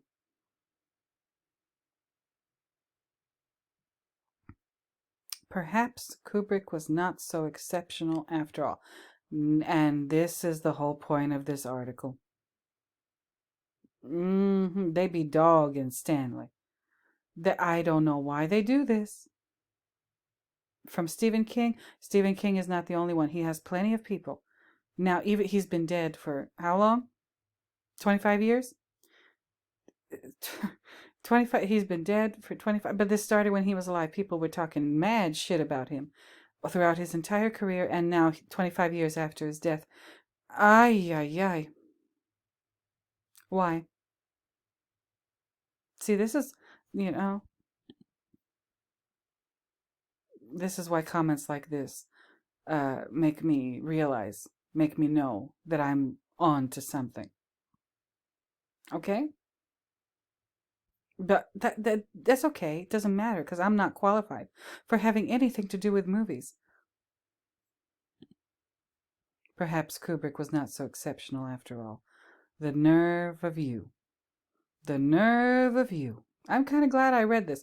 Again, this middle part where they talk about the Aryan Papers movie and the Tania character and everything. Okay, I just don't have time for that.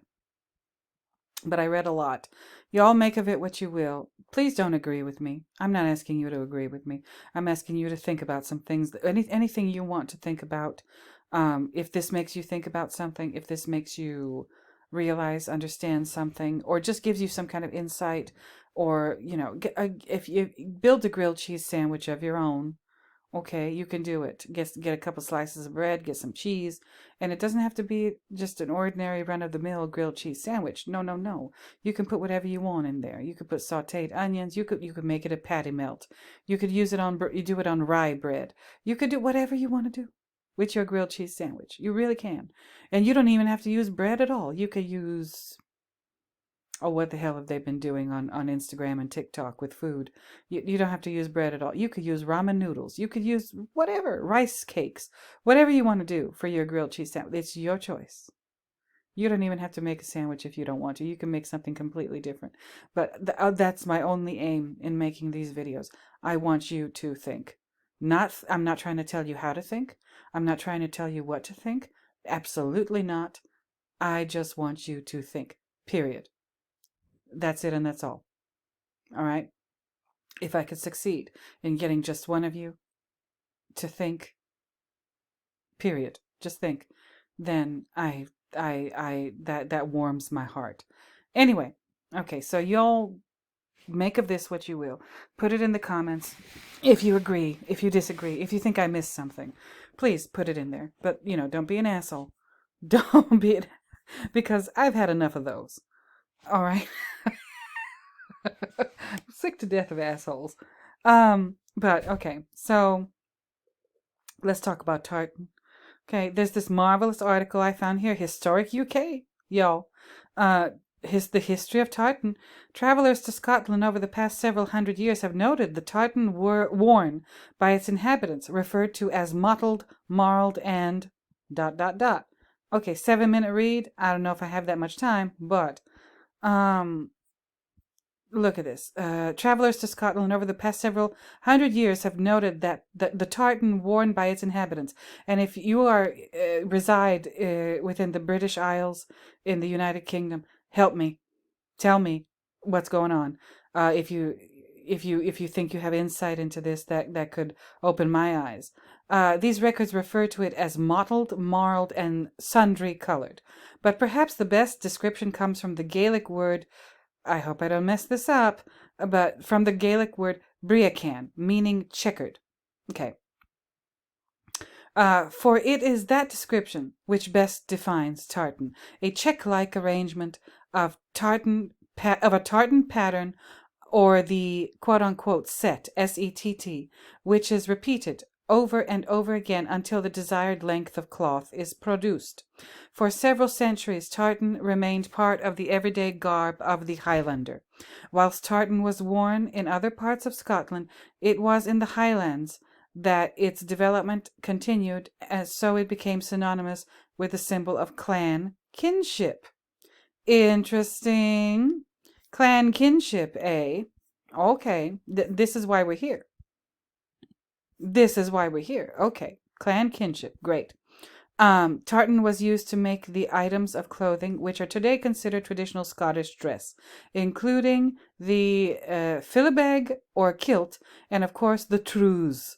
Oh, God. I mean, I'm not familiar with this culture. I'm not going to pretend like I know anything. No, I don't. But I've watched quite a few episodes of Are You Being Served? So there is that one episode. If you know, you know. These would be worn with shoes of untanned hide and the quaran, Cuaran, a knee-length boot, also made from hide, which was shaped to the leg and kept in place by thongs. A hat or bonnet of knitted wool sporting a badge of the clan, usually a plant of flower, would sit proudly on the head of the clansman. The highly ornamented leather sporran worn in the front of the kilt served as a purse, completed the ensemble. Okay.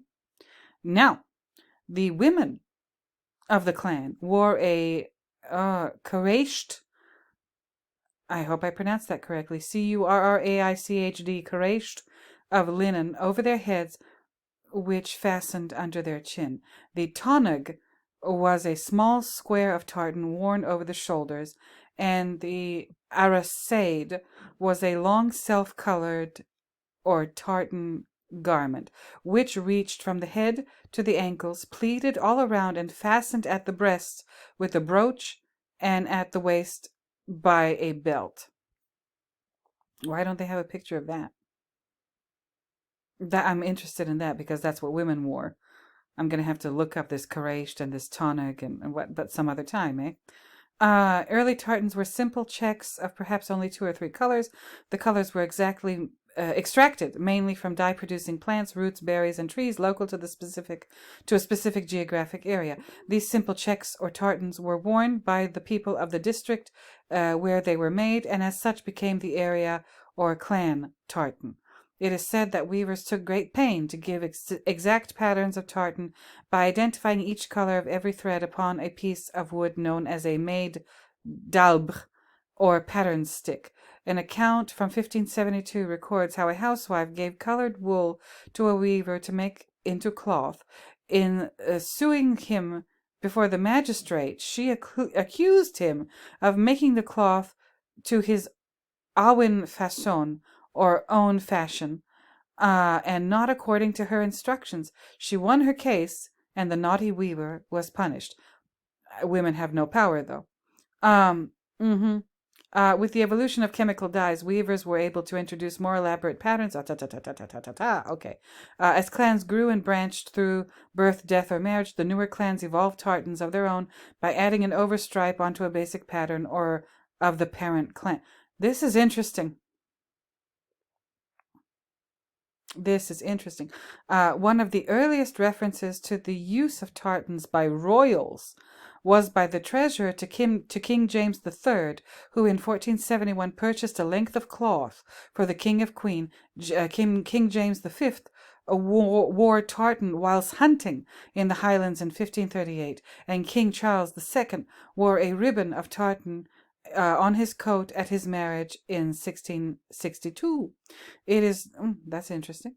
It is known that through the 16th and 17th centuries, tartan was exported from the Highlands to the south at prices fixed in order to prevent overcharging, the prices being determined by the number and shades of color in the cloth. And here's a couple of examples: Clan MacDonald tartan and Clan Campbell tartan. Okay, so these patterns aren't just random ass patterns, are they? British people, Scottish people. They have meaning to the people that created them. Now, I suppose in the modern world of fashion, anything goes, but I wouldn't be surprised if there are people out there who specialize in studying these patterns, where they come from, how they evolved, what group of people, what clan they come from, and so on and so forth. This is fascinating. But then again, if you're like me, you're a nerd, and that's why you would find something like this fascinating. But uh what the hell is this? Oh, wait a minute, hold on now. It was after the Battle of Culloden in 1746 that the government in London attempted to purge the Highlands of all unlawful elements by seeking to crush the rebellious clan system. Wait a minute. What the hell is this? An act of parliament was passed which made the carrying of weapons and wearing of tartan a penal offense. Oh, are you all fascinated? I am. The act was rigorously enforced, so much so that it seems by the time the act was repealed in 1785, Highlanders had lost all enthusiasm for their tartan garb, content to wear the same type of dress as other Scots. Wait a minute, so plaid is a rebellion. Tartan fabric is considered rebellious because of this. If I had not read this, if I had just moved on, I would know about this. I didn't know that at this time in history, after the Battle of Culloden, I hope I pronounced that correctly, it says right here that it was a penal offense to carry weapons and wear tartan. For American people, plaid. Plaid is rebellious. Plaid can be used. Semiotics, iconography, symbol, whatever, right? Plaid can be used or viewed as a symbol of rebellion, at least by these people at this time in history. Wow. I'm wondering, I don't know if y'all are wondering, but I'm wondering whether or not Stanley was aware of this too. Okay. Where was we? Oh, by 1785, tartan was a thing of the past. Many of the weavers had died, and with them the details of the old patterns were lost as their wooden pattern sticks had rotted away. Fragments of the old tartans had also rotted and perished, leaving little evidence for future generations. Okay. The Great Tartan Revival started in 1822 when George the Fourth visited Edinburgh and suggested that people attending the official functions should wear their respective tartans. The loss of the original patterns meant it was necessary for many original tartans to be reinvented by the tailors of the day. Today, the confusion of the past has gained some semblance of order, as tartans now require registration in the registers at Lion Court. Several variations of one tartan may be worn, and these tend to take their name from the purpose for which they were intended. And here's the different kinds of tartans. Clan tartans, for general use by the clanspeople. Dress tartans, originally worn by the women of the clan, generally with a white background and lighter colored patterns. Mourning tartans, generally of black and white. Hunting tartans, dark in color and worn for sport, especially suitable when a clan possessed a brightly colored tartan, making it unsuitable for hunting. Of course, you don't want to be easily seen by the animal you're pursuing. Okay. Chiefs' tartans, for the purpose for the personal use of the chief and his immediate family. Okay. Tartan has now gained international popularity, with people selecting and sporting a design of his or her fancy. A word of warning, however: the royal tartan is for the exclusive use of the royal family, and woe betide anyone who dares to break with this tradition. Interesting. Oh my goodness, we learned something, didn't we? Now, we have the Wikipedia page about tartan. I don't really think I need it, because this article was very informative, don't you think? I'm going to leave this in the description. You can look at it in your own time, okay? But I do want to point you to this, the cravat, Cravat, cravat. Now, that's what Ngok Lay, Lee, I'm not sure, the sniper girl from The Shining. There she is with Leon Vitali. Okay, here she is with her rifle. This is my rifle, this is my gun. Yeah. She seems like, from the pictures here, she seems like a nice girl. And this is the sniper girl, right? And this idiot talked about the sniper girl, and how she even though she definitely has agency, she's still not an okay character. In Stanley Kubrick's world. And here's Wendy. I needed to show you this. Okay. With this scarf. Remember this scene? KDK1 to KDK12? If that ain't tartan, I don't know what is. And they're both wearing this around their necks, in basically tied the same way. Look at this. I need to show you this, because before I discuss the cravat, and how the cravat, which is basically what this is, Wendy's wearing it, and Ngok Lay, or should I just call her Sniper Girl and not butcher her name, in Full Metal Jacket, they're not wearing the same pattern of tartan or plaid, but it's tied very much the same way. Yeah. Do we have another one here? Hold on. We have her here. And they show her, this author of this ridiculous thing. Look at her. She has that wild look in her eyes. She's fighting for her life. Okay, let me go to the cravat.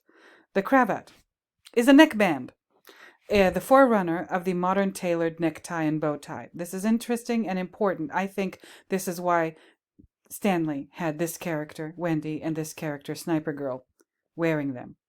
Okay? I think I hit something. Forerunner of the modern tailored necktie and bow tie, originating from a style worn by members of the 17th century military unit known as the Cravats. The modern British cravat is called an ascot in American English. From the end of the 16th century, the term band applied to any long strip neckcloth that was not a ruff. The ruff, a starched pleated white linen strip, originated earlier in the 16th century as a neckcloth, readily changeable, to minimize the soiling of a doublet, or as a bib, or as a napkin. The band could be either a plain attached shirt collar or a detachable falling band that draped over the doublet collar. It is possible that initially cravats were worn to hide soil on shirts. Okay. And we have visual aids here. We have an illustration. A cravat as worn in the 19th century. Now, history. According to 1828 Encyclopedic The Art of Tying the Cravat, demonstrated in 16 lessons, the Romans were the first to wear knotted kerchiefs around their necks. But the modern version of the cravat, French la cravate, originated in the 1660s, during the reign of Louis XIV of France. Croatian mercenaries were enlisted in 1660, wearing a necktie called a tour de cou. The traditional Croat military kit aroused Parisian curiosity about the unusual picturesque scarves distinctively knotted at the Croats' necks. I'll read this. In 1660, a regiment of Croats arrived in France. A part of their singular costume excited the greatest admiration and was immediately and generally imitated. This was a tour de cou made for the private soldiers of common lace and of muslin or silk for the officers. The ends were arranged en rosette or ornamented with a button or tuft, which hung gracefully on the breast. This new arrangement, which confined the throat but very slightly, was first termed a cravat, since corrupted to cravat. So they're named cravats because the Croatian people wore them. The cravats of the officers and people of rank were extremely fine, and the ends were embroidered or trimmed with broad lace. Those for the lower classes were subsequently made of cloth or cotton, or at the best of black taffeta, plaited, which was tied around the neck by two small strings. Often in the Dubrovnik poet Ivan Gundulic is credited with the invention of the cravat due to a portrait hanging in the rector's palace in Dubrovnik. The scholar depicted in the painting looks very much like the frontispiece of his Osman, published in 1844. However, considering the hairstyle, the portrait is more probably a later portrait of his namesake Živo or Ivan Shishkov Gundulic, also a Dubrovnik poet. In their honor, Croatia celebrates Cravat Day on October 18th. Now we know. Now there's another thing for me to celebrate. On returning to England from exile, in 1660, Charles II imported with him the latest new word in fashion. A cravat is another kind of adornment for the neck, being nothing else but a long towel put about the collar and so tied before with a bow knot. This is the original of all such wearings, but now, by the art of the inventions of the seamsters, there is so many ways of making them that it would be a task to name, much more to describe them. Okay. Now, why am I here? Why am I here? Well, I just told you why I'm here. Because of this. Because of this, and because of this. Now, let me take a real quick pause. Hold on. Okay, we're going to pick it back up again. Now, the cravat, and this is not the same as the Roman knotted kerchief, because basically, I'll show you that. It's called a focale, and it's basically they call it a sweat cloth. It's similar, but not quite. I don't believe that Stanley is referring to this. I really don't. I think he's referring to this when he puts it on Wendy and Sniper Girl. Okay? This is my opinion. Now, if you think I'm wrong, cool. But I think he's really referring to the cravat, which originates from Croatia, the Croatian people. That's why it's called, to this day, a cravat, a necktie means, the Croatian people invented a lot of stuff that they don't get hardly any credit for. But this, and the French loved it so much that they started wearing it. They what do they call it? They adopted the fashion. Okay. Now I want you might be wondering, like, why am I mentioning this? Oh, okay. So Sniper Girl and Wendy are wearing basically a version of a cravat with tartan on it. And I just read that article here, historic UK article, that basically lets us know, especially if we're good at reading between the lines, that tartan patterns of the Highlands in Scotland are or became symbolic of rebellion or rebelliousness. It became illegal to wear tartan while you were armed. Interesting. Interesting. I'm focusing especially on Sniper Girl. She's wearing tartan and she's armed. And we can maybe even say the same for Wendy. I mean, in later, where is the thing? Where's the article that I so disdain? There she is. She's wearing this checked green shirt, and sure enough, she's armed with a baseball bat. So the idiot who wrote this article, and so many other idiots who wrote articles like this, oh, no, Stanley's a misogynist, he's a sexist, he's criticizing the patriarchy while being part of it. Oh my God. You idiots. Like, do a little research. Try to figure out how to put 2 and 2 together. 2 and 2 always equals 4. Never 5, never 3, always 4. All day long. Okay. Now, where are we going with this in white? Cravat. Remember, okay, so this article is about the unrealized Aryan papers or wartime lies project, where Stanley, if the powers that be had allowed him to be the artist that he was, he would have made both those. He would have made both Aryan papers, and he would have made the Napoleon movie. Okay? And I keep telling you that he incorporated elements of the movies that he really wanted to make into the movies that he was forced to make, like The Shining or Full Metal Jacket. In this case, we're talking about. So let me go to this other page. Here we go. What is this page? Military History of Croatia. Let me scroll down to where I was. 19th century. Okay. Apparently, the Croatians were fierce.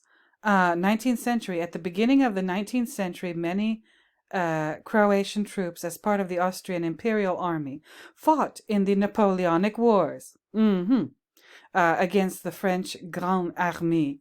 Later, a significant Croatian force, 4 regiments, fought on the French side during Napoleon's invasion of Russia. And Napoleon's invasion of Russia is one of the things that kind of ruined him, but never mind. According to French General Auguste Marmont, during withdrawal from Russia, Napoleon told him he never had more courageous and better soldiers in every sense. Okay. Now, we're talking about Napoleon now. Napoleon, and of course, by extension, Kubrick's Unrealized Napoleon project.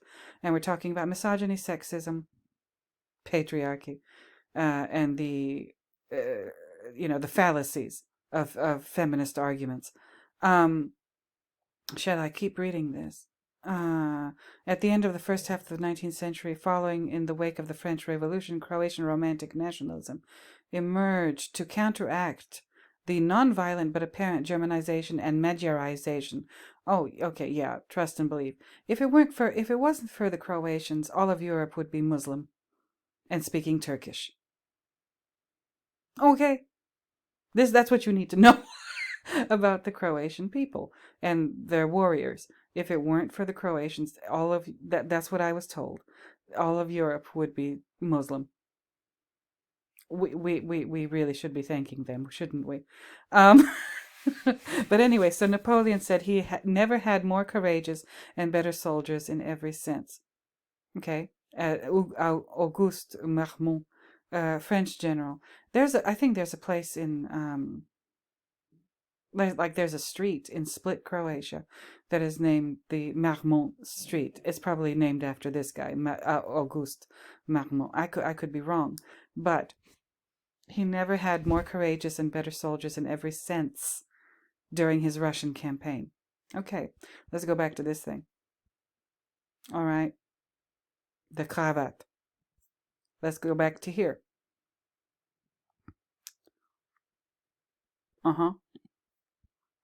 They're both wearing it. And it happens to be made of tartan. Now, I think I hit it with the shovel with my pickaxe. Tartan is a symbol of rebellion, especially if you're Scottish. And you want to let people know that you aren't to be messed with. You wear your tartan. What do y'all think? Again, this fool. Stanley Kubrick oscillated between torturing his female characters and exhibiting sympathy for them.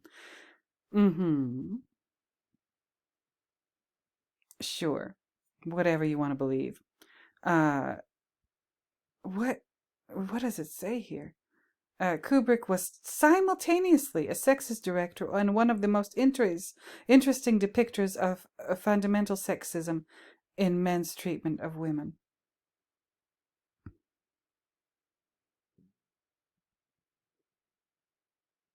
He's a misogynist. He just is. Unrealizable women. Tania in Stanley Kubrick's Aryan papers. But before they get to Tania, they tell us all this other stuff.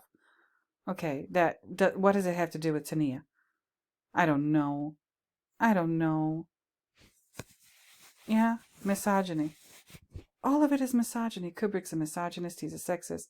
As Dana, men's treatment of women. In this article, I stopped on this one, I think. In this article, I do not damn Kubrick for misogyny, nor rescue him from accusations of it. Ugh. But mobilize Tania Modleski's insight about Hitchcock. The misogyny and the sympathy actually entail one another, and apply it to Kubrick. So he's a misogynist who feels sorry for the object of his, what? Hatred? Misogyny is a hatred of women. So he feels sorry for the women he hates. So, Wendy and Sniper Girl. He's put a symbol of rebellion in Tartan on them, and a symbol of a really amazing soldier that Napoleon himself said he had never had more courageous and better soldiers in every sense. So is that what he's saying about these characters? He had never had more courageous or better soldiers in every sense. Ergo, not a misogynist, not a sexist, not even a little bit. What y'all think? Help me. But you know what? Please don't take my word for anything. I mean that sincerely. But, don't mind what I say, because I'm not qualified. Okay? And my shit is not peer reviewed. So, I just don't know what to say. Help me. Tell me, what do you think about my conclusion that I've made here regarding, again, beautiful tartan and beautiful cravats and the Scottish Highlanders and the Croatian soldiers, warriors that were so highly valued by Napoleon himself. And Stanley wanted to make this movie about Napoleon. The powers that be said no, absolutely not. What y'all think? What y'all think? Tell me. Tell me what you think. I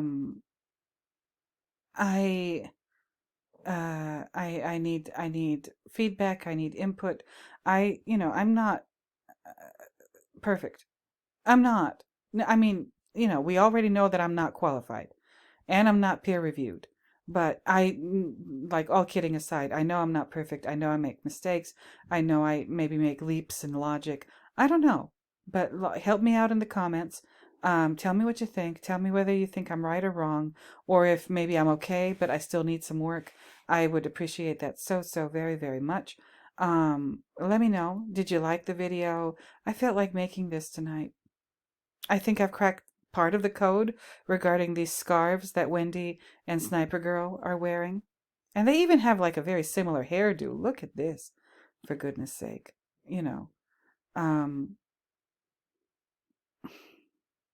What is Kubrick really telling us about women? Just because these characters are not perfect people doesn't mean he doesn't have respect for women. He's actually he's doing something pretty complicated here, to say the least, with both Wendy and Sniper Girl. And let's not even get started with Alice. Okay? Or Dolores. Okay? Let's not forget her. Oh, we got work to do. I got work to do. Richard, I need to look at your stuff. I need to look at Delta's stuff. I'm so sorry. I'm so behind. But each week is just a nightmare lately for me. I've been spending a lot of time on that freeway. But I think that's it for right now. I'll leave you with this image of Wendy in her tartan cravat. So tell me what you think. Tell me whether or not you think I've hit on something. Tell me whether or not you had a good time with the coffee in this video. So I guess we're done with the coffee. Okay. So that's it. And that's that. And that's all. I hope you enjoyed the coffee. Returning viewers, thank you for returning. New viewers, thank you for being new. Subscribers, thank you for subscribing. I appreciate each and every single last one of you so very, very much. Please don't forget to like, comment, subscribe, and share. I can't wait to read the comments.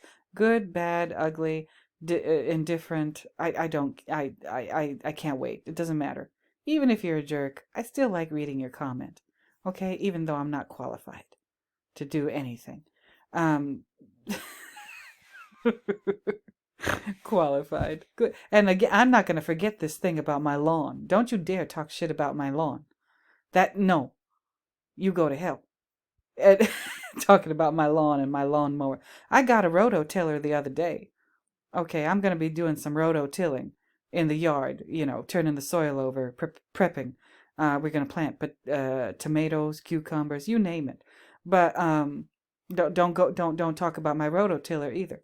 So you guys, thank you so much for being here and watching my videos. And if you're into it, thank you. If you're not into it, shit, thanks for the view anyway.